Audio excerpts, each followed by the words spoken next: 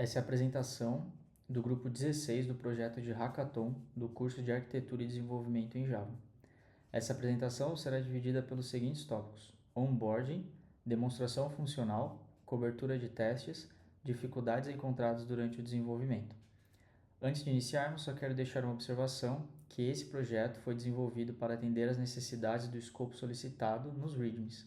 Em um cenário real de desenvolvimento, desenvolver estritamente o que foi solicitado não resultaria em um serviço funcional. Críticas ao escopo solicitado serão feitas na documentação entregue pela plataforma da FIAP.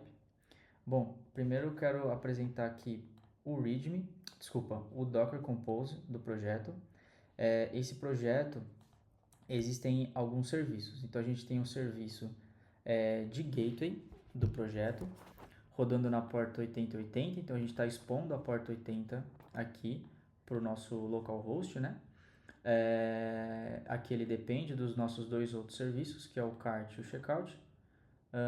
O serviço de cart ele está expondo apenas a porta 8081 para ser consumida apenas pelo serviço de gateway. Ele também acaba utilizando um banco de dados, que é esse serviço que está aqui embaixo. Ele está desenvolvido em Postgres. Tem também o serviço de checkout, rodando na porta 8082, dentro do escopo do Docker, né, apenas. Então só vai poder ser acessado pelo serviço de gateway. E ele também precisa a gente está usando aqui um banco de dados em Postgres também. Então todos os bancos aqui foram Postgres e cada serviço tem o seu respectivo banco de dados. Bom, beleza. Agora eu vou mostrar aqui o nosso Makefile do projeto. Aqui a gente acabou utilizando o Makefile para facilitar tanto o build e rodar o projeto, quanto rodar os testes unitários. Então, para rodar aqui o projeto, o que foi utilizado foi o Makefile. Então a gente apenas roda um make run, que é o script que foi criado para buildar e subir todos os serviços, né, da aplicação.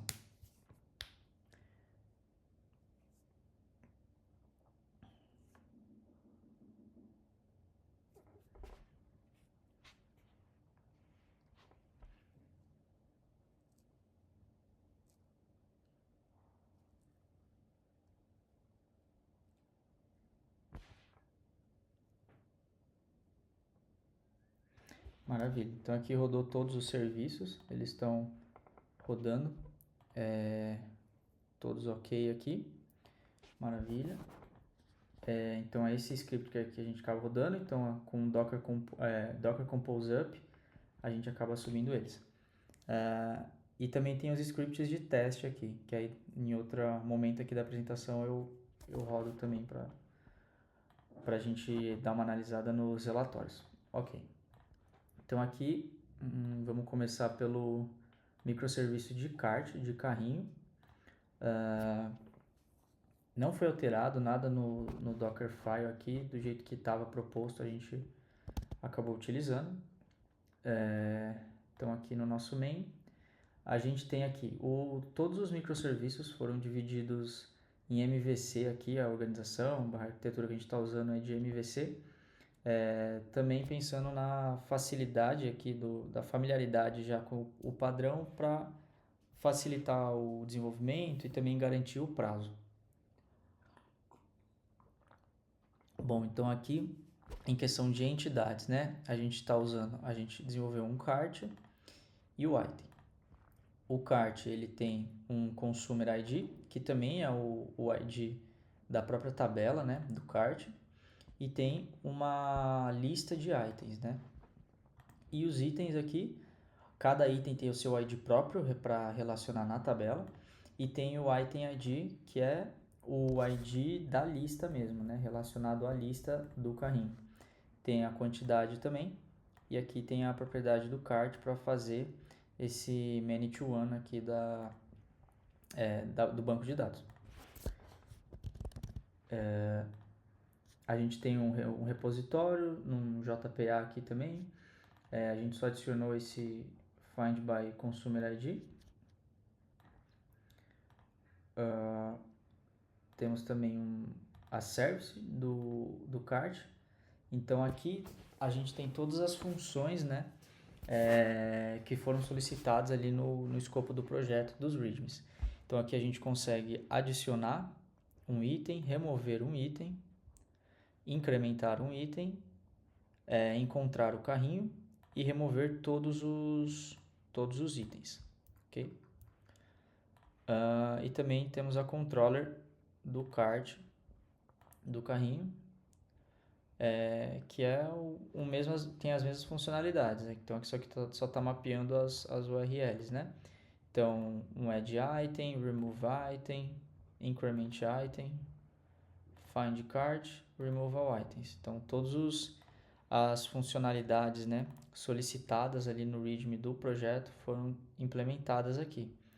Então, adicionar carrinho, remover item, incrementar a quantidade do carrinho, buscar carrinho do consumidor, limpar o carrinho, ok?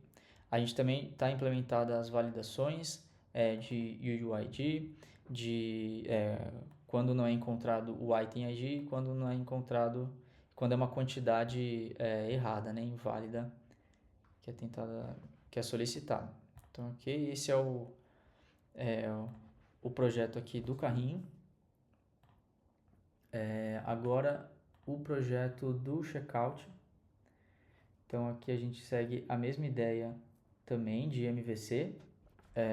As nossas entidades são aqui o order, o item, e aqui a gente criou um enum de status, né, que também foi solicitado no README, no escopo do projeto, para a gente usar apenas esses três status.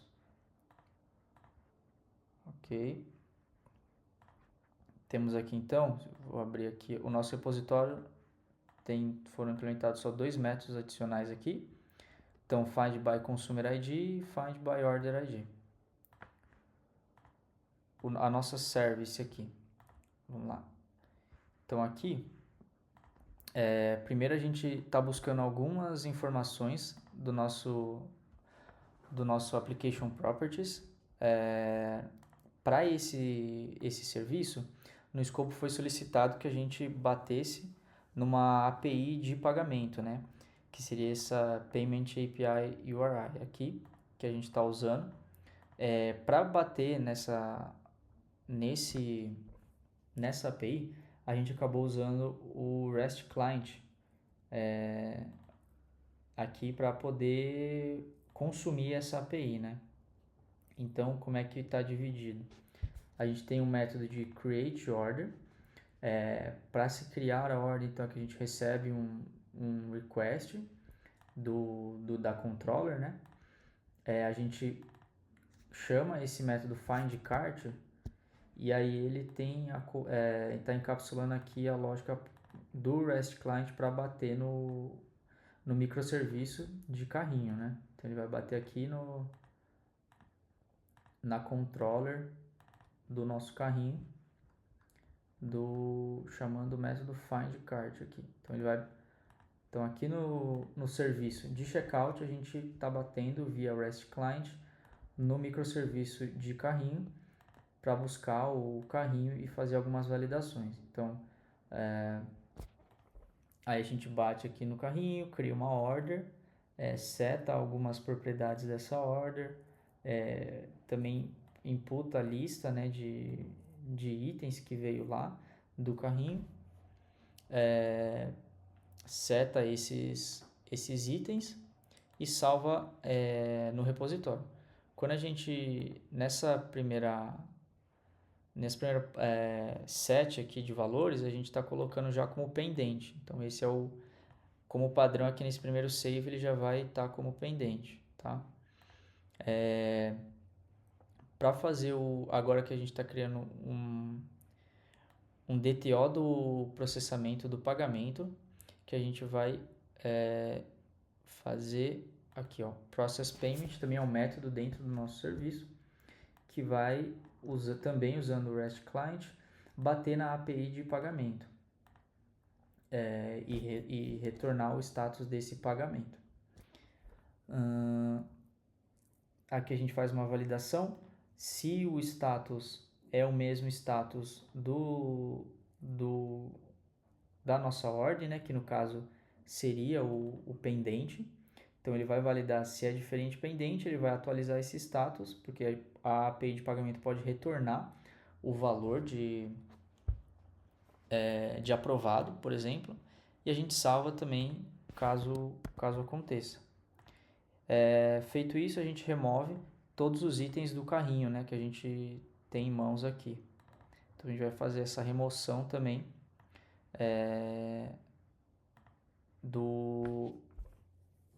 de todos os itens do carrinho e a gente retorna uma order aqui. Então dentro do serviço a gente tem também um método para encontrar todas as ordens dado um Consumer ID. Também temos o Find Order by ID aqui também.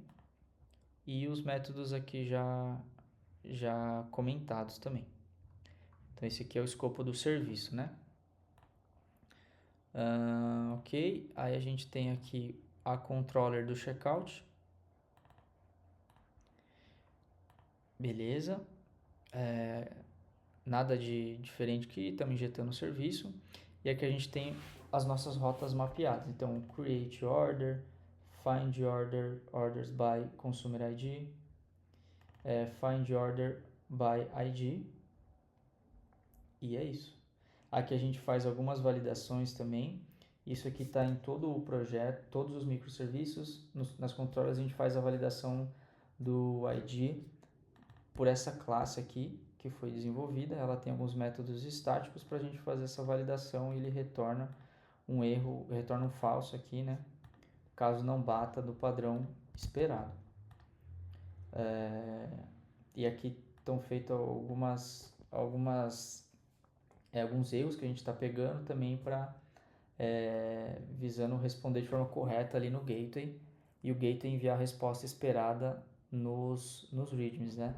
Então no readme de checkout, no escopo solicitado, a gente tem a criação de um checkout, né, de uma order, a busca dos checkouts feitos pelo Consumer ID e a busca por pedido, né, dado um Order ID.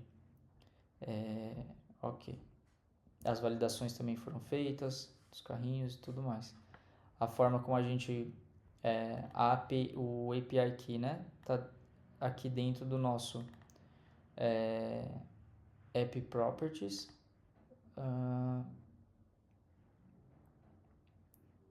Esse aqui é o nosso API Key, então ela está dentro do nosso App Properties, que é consumida ali no nosso serviço. Foi gerado então esse API Key para a gente bater na API de pagamento, passando pelo header, né? Então no header a gente está fazendo essa atribuição. Se a gente olhar o checkout aqui, service, então ali no REST Client, quando a gente bate na API, a gente seta no cabeçalho aqui, no header, ó, a gente está setando aqui. Então esse foi o checkout. E temos aqui o gateway. Então é o gateway que vai estar exposto para ser consumido por um front ou por outras APIs também. E os microserviços eles são fechados, né? Então ele não tem... o mundo externo não tem acesso aqui nem ao cart, microserviço de carrinho, nem ao microserviço de checkout. Então aqui, dentro do gateway, a gente está separado por contextos de negócio. Então não é direto, igual tem, por exemplo, no microserviço de carrinho, que já tem a controller, tem o repository, service e tudo mais. Então aqui no gateway a gente está separado por cada contexto de negócio. Então aqui o gateway de carrinho, o gateway relacionado a checkout e o gateway relacionado a produto. Então aqui no produto a gente tem a nossa entidade aqui, product. Lendo a documentação ali, a gente está mapeando tudo que vem ali da API de produtos, né? O microserviço de produtos ele não está incorporado na nossa aplicação, ele existe fora e a gente acaba consumindo essa API. Então, no nosso serviço aqui, Product Service, a gente também está usando o REST Client para consumir essa API. Então, a gente pode aqui, ó, fazer o Find All para buscar todos os produtos dessa API. E a gente também tem um método aqui de Find by ID, passando o ID. E aqui a gente tem algumas validações, né? Se não foi um 200, ou se o body está vazio ali, a gente acaba retornando um erro. Esse Product Not Found Exception, que é o que também estava solicitado no README do projeto. Ok, aqui a gente tem a controller também para ser acessado, Find All, Find by ID, sem muito mistério. Aqui a gente tem o cart, então a gente tem a controller, aqui a gente tem as requests, tem as responses. Então o cart também está mapeando aqui para ser consumido. Então os endpoints de adicionar item, remover item, incrementar item, encontrar carrinho e remover todos. O remover todos ele não é exposto para todo mundo. A funcionalidade de remover todos os itens do carrinho, ela só pode ser acessada entre os microserviços. Então, eu não posso bater pelo gateway para remover todos os itens de um carrinho. Essa funcionalidade ela só pode ser acessada entre os microserviços. Por exemplo, no checkout, ele precisa acessar o microserviço de carrinho para depois de que criado uma order, criado ali, tendo processado o pagamento, ele possa apagar todos os itens do carrinho, beleza? Ok. E temos aqui o checkout, também o checkout controller, também a mesma ideia. Então a gente consegue criar uma order, encontrar todas as ordens pelo Consumer ID e encontrar a order pelo ID dela também. E aqui a mesma estratégia, estamos usando o REST Client para consumir os microserviços, o microserviço checkout. Ok, então esse foi o onboard aqui do projeto, explicando a organização dos microserviços, como é que a gente fez a parte também de arquitetura. Agora eu vou fazer uma demonstração funcional da aplicação. A gente vai usar o Postman aqui para bater e validar alguns cenários. A aplicação aqui já está de pé, então está tudo funcionando. E a gente vai usar aqui o Postman para bater. Então aqui no gateway de produto, né? Então o gateway de produto a gente está batendo então localhost 8080. Todas as chamadas têm que ser feitas pelo 8080. Se a gente fizer, por exemplo, pelo que aqui o product ele é acessado direto pelo gateway, né? Mas no carrinho, por exemplo, a gente não poderia acessar direto pelo endpoint dele, né? O 8081 não existiria. Então, ok. Então, vamos começar aqui pelo produto. Então, as chamadas de produto, a gente pode fazer uma chamada de todos os produtos, batendo na API. Aqui vem a lista com todos os produtos da API que estamos consumindo. A gente pode também buscar pelo ID do produto, né? Então, se a gente busca aqui um ID válido, 1, 4, por exemplo. E a gente pode também fazer uma busca para um ID, um produto que não é listado, que não vai estar ali no nosso... não vai ser devolvido na API de produtos, né? E aqui ele está devolvendo a mensagem, ó, ID não localizado. Todas essas mensagens também já estavam descritas no escopo do projeto. Então, beleza. Esse aqui foram as chamadas de produto. Agora, as chamadas do carrinho. Então, aqui a gente consegue adicionar um item em um determinado carrinho. Então, se a gente bater aqui, ó, item adicionado ao carrinho com sucesso. Então, adicionou o item 2 aqui, a quantidade. E se a gente bater aqui, né, no Find Card, então, ó, a gente adicionou o item. Então, o ID 2 a gente adicionou 1. Se a gente adicionar aqui de novo e bater no find cart, ó. Então adicionou mais um item lá, ok. Aqui esse cenário é um cenário quando o UID ele está inválido, então do Consumer ID ele está inválido. Então ele retorna essa mensagem de erro, esse objeto aqui error, com a mensagem invalid consumer ID format, beleza? A gente tem também aqui um outro cenário da mesma chamada, que é quando o item, o ID do item não está encontrado, né? Não está dentro da lista ali daquele carrinho. E aí ele devolve aqui também um objeto com a propriedade error com a mensagem invalid item ID does not exist. E é exatamente isso, a gente bate aqui no cart, ó, só tem o 1 e o 2, então o 3 ele não encontraria. Então esses aqui são cenários da chamada de adicionar um item. Bom, agora eu vou demonstrar aqui a funcionalidade de remoção de item. Então, aqui batendo nesse carrinho, a gente tem o item 1, item 2. Se eu remover o carrinho, o item 2, então, item foi removido com sucesso. Agora a gente tem 2 aqui. Remover de novo, vou bater. Ah lá, aí foi removido o item 2 do carrinho. Beleza? Aqui quando a gente está enviando um UID inválido para tentar fazer a remoção, aí ele devolve a mensagem de invalid consumer ID format, beleza? Ok. Agora a funcionalidade incrementar. Então aqui vai incrementar no ID 1, o carrinho, ó. Então foi incrementado. Se eu bater lá, olha lá, foi para 3, de novo, 4, beleza. Aí, aí aqui a gente tem alguns outros cenários de erro, né? Então aqui é com o ID errado, ID inválido, inválido consumer ID também. Se a gente enviar com um item que não existe na lista, ele envia aqui invalid item ID does not exist também, beleza? E aqui continua nosso carrinho. Aí tem o find.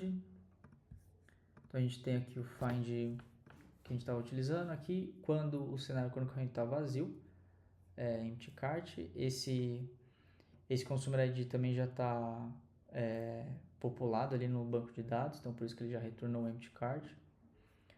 E aqui também é quando tiver um ID inválido, invalid consumer ID format, beleza. E aqui a gente tem para remoção de todos os itens do carrinho. Então aqui, se eu tentar bater, buscar um carrinho, olha, esse carrinho tem um item, só que aqui, como a gente não quer expor esse removal items, aqui ele vai devolver um 404. Ó. Então, o 404 aqui a gente não permite que ninguém consiga remover todos os itens do carrinho, apenas entre os microserviços, beleza? Okay, então, esse foi as funcionalidades do cart. E aqui a gente tem o do checkout. Então, aqui a gente tem para criar um checkout que vai bater lá na API de pagamento também. Então, aqui a gente tem 2 exemplos. Se eu bater lá. Aí, então ele devolveu aqui um approved pra gente. Então ele não. Ele salvou primeiramente como pendente. Aí ele bateu na API de produtos, recebeu um status aprovado, atualizou esse status e jogou aqui pra gente. E aqui a gente tem um outro exemplo também. Se a gente bater com um outro consumer ID, ó, também retornou approved, beleza. Com um order ID diferente, então a gente tem os dois order ID, ok? Aqui a gente cenário com um ID inválido, ele retorna a mensagem de erro também pra gente, maravilha. Aqui a gente tem um find order by consumer ID, o consumer ID está sendo passado pelo path, aqui da requisição. Deixa eu enviar isso aqui, ó. Então esse consumer ID ele tem uma order aqui, né? Tá vendo? Não, ele tem duas. Aqui ele tem 2 orders, nesse formato aqui também. E a gente tem aqui um outro chamada com o invalid consumer ID, retorna uma mensagem de erro, e uma order, e a chamada de order by ID, de fazer a busca pela order também. Se a gente buscar uma que foi criada, né? Aqui agora, find by order ID, aqui é para ele encontrar. Encontrou lá nosso como approved, beleza? Então essa é a funcionalidade aqui do checkout. Então a gente passou por produto, por carrinho, por checkout. E é isso, essas foram aqui foi o funcionamento da API. Agora eu vou mostrar a cobertura de testes aqui, então demonstrar também a parte de cobertura de testes. Vamos derrubar a aplicação. E também a gente utilizou o Makefile aqui para escrever alguns scripts, mas para facilitar tanto o desenvolvimento quanto a vida aqui de algumas ações, né, do projeto. Então, tanto para subir o projeto a gente usa o makerun, esse script aqui, e para rodar os testes a gente roda o Makefile, desculpa, o Maketest. Então aqui só dá um Maketest, que ele vai rodar todos os testes unitários aqui pra gente, a gente vai já ver a cobertura de como é que ficou.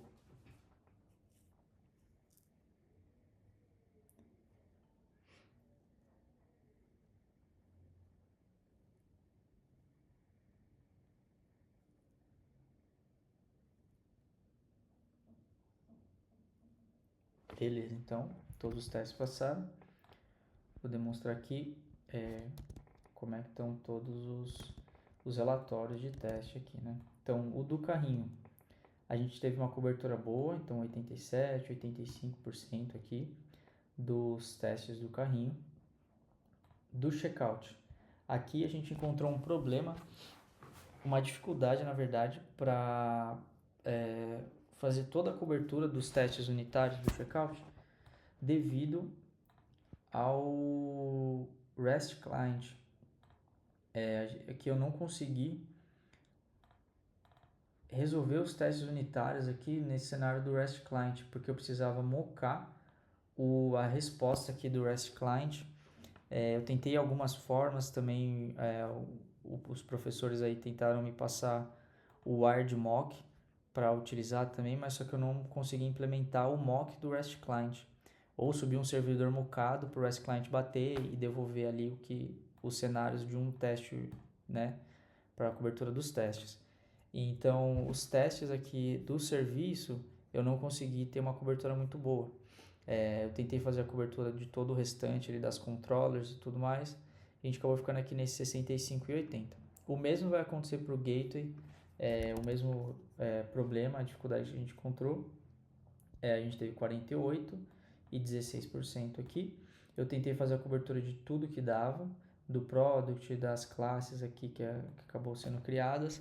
O problema foi na hora do REST Client, a mesma ideia aqui. Por estar usando o REST Client, eu não consegui mocar nem subir um servidor mocado, nem mocar o comportamento do REST Client para fazer os testes aqui. Então isso acabou interferindo aqui nos testes unitários, por isso que essa cobertura ficou de 48 e 16 aqui. Então esses foram os testes unitários, a cobertura. E aqui eu só queria passar um pouco sobre algumas dificuldades que foram encontradas para atender todos os requisitos funcionais aqui do projeto. Não foram feitas todos os requisitos. Um dos requisitos era que a chamada na API de pagamentos fosse assíncrona. E aqui, mais por uma questão de tempo, de prazo, para conseguir entregar todas o que dava aqui de funcionalidade, a gente não implementou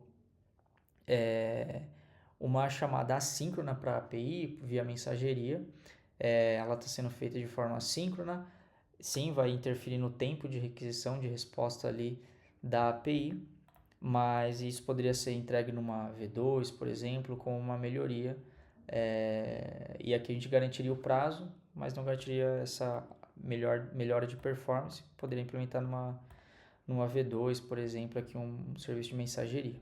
Então, esse aqui foi uma dificuldade aqui mais relacionada ao prazo para conseguir entregar. Uma das dificuldades também foi relacionada ao REST Client, questão dos testes unitários ali também. E acredito que seja isso. Eu vou fazer algumas críticas relacionadas ao escopo do projeto, isso vai estar na documentação entregue lá na plataforma da FIAP, como havia comentado. Então essa foi a apresentação do hackathon aqui do grupo 16.